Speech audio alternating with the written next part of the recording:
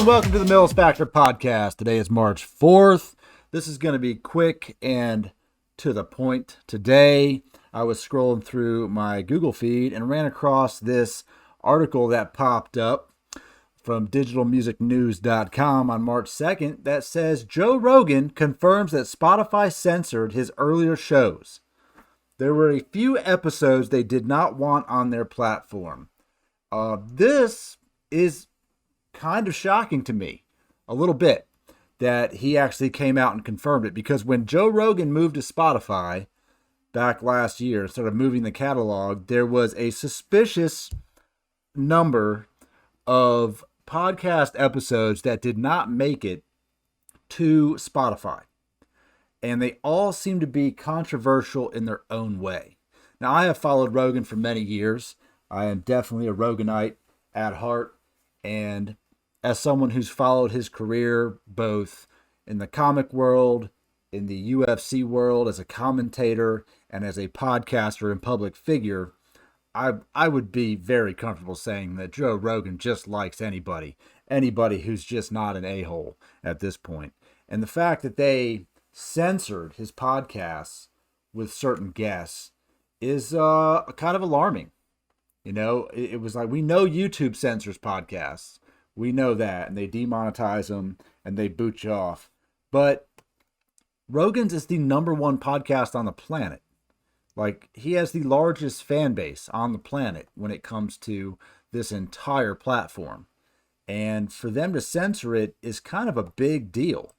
And we know this happened back, a few months ago. And the fact that he just came out and agreed to do this is kind of alarming to me. And I get it. He's got FU money, and there's 1,600 plus episodes of the JRE podcast out there right now. But some of the best ones you didn't even get to see anymore. Milo Yiannopoulos, Gavin McInnes, Alex Jones, who is banned, I guess, completely by Spotify altogether. Alex Jones, they're just trying to erase him from the internet. And he has some of the best podcast episodes ever. It is kind of crazy. He did, in this article, they talk about how he additionally issued a rare public apology and correction over his claim that the left-wing anarchists had set fires in Oregon, a point that was made during an interview with Douglas Murray. The information was wrong. The Rogan's mea culpa was highly unusual and believed to be the result of a pressure from activist Spotify staffers. I do remember listening to that podcast, and, look, last year was kind of crazy. A lot of stuff happened. People started fires. They burned stuff to the ground. They broke buildings. They shattered dreams. It was kind of ridiculous. And for him to come out and apologize like he did, it did seem a little bit forced, to be honest. This is kind of shocking. Now, I will admit that I don't listen to the podcast like I used to when it was on YouTube. The platform for me, I don't like Spotify as a platform for that. When I pull it up on my phone, oftentimes the video doesn't show up. I don't subscribe to Spotify Premium, so it's full of ads. I do subscribe to YouTube Premium, and it's just easier for me to check it out on YouTube. It notifies me. I just like it better. YouTube was better than Spotify, by far.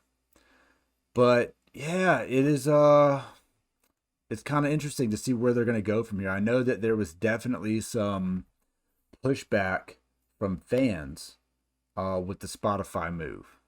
And, the show's just different. Everything's just different. Not better, not worse, just different. But yeah, somehow, Spotify employees got a little bit angry with some of the, I guess, commentary about it, especially over like the transgender stuff.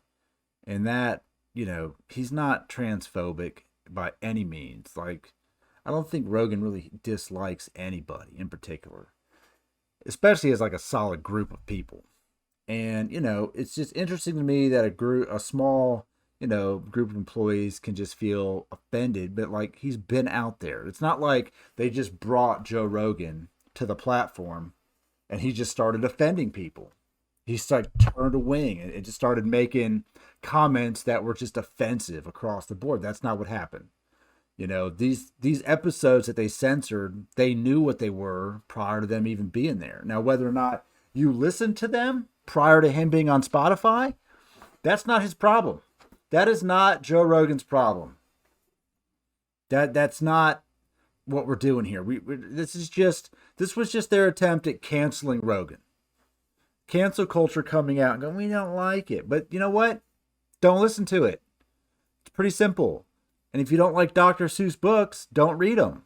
It's the same thing. Oh, but it's out. I don't have to read it. Listen, I don't know what book they're canceling because I didn't read it.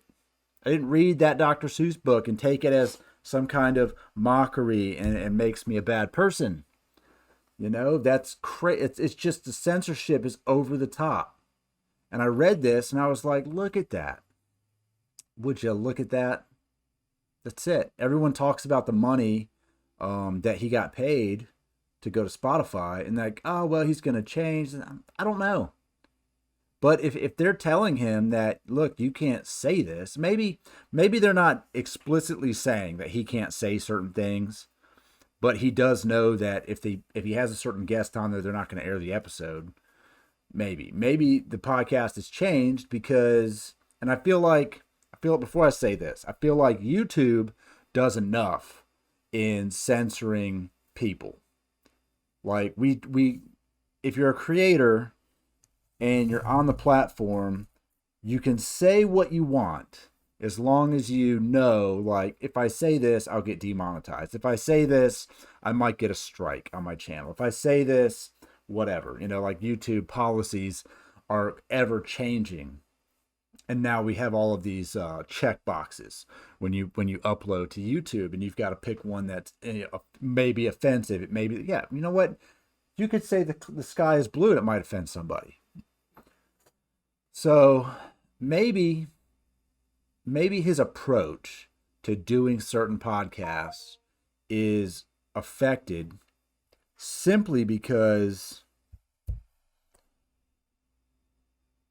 there are people out there that are voicing against him. And I know he doesn't read the comments. He says it all the time. And I know he says it doesn't matter. But maybe he tones it down because of the blowback that's kind of somewhat come his way. I don't know. But I did find this interesting. I'd like to hear some comments about it if you're a Roganite. I thoroughly miss Alex Jones being on podcasts.